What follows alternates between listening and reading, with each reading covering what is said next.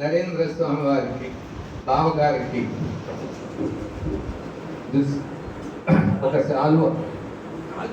అయ్యయ్యో సభా మర్యాద పూజను కూడా రాయండి ఒక్కొక్కరికి.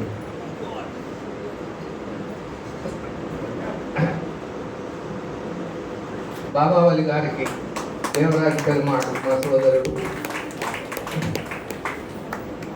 చదివినాడు బాబు.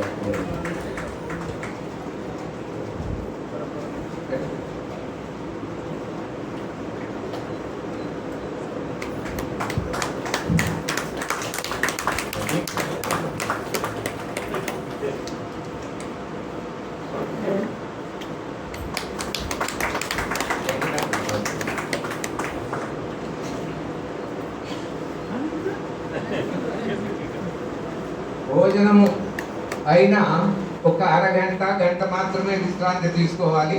తర్వాత బావగారి గృహం దగ్గర శ్రీనివాస పెరుమాళ గారి గురుదేవుల గృహం దగ్గర యథాప్రకారంగా జరిగేటటువంటి పూజా కార్యక్రమము. ఆ తరువాత 7 గంటలకు ఇక దేవాలయంలో ఉండేటటువంటి ఉత్సవ ప్రారంభం. ఇదంతా అనుబంధమే.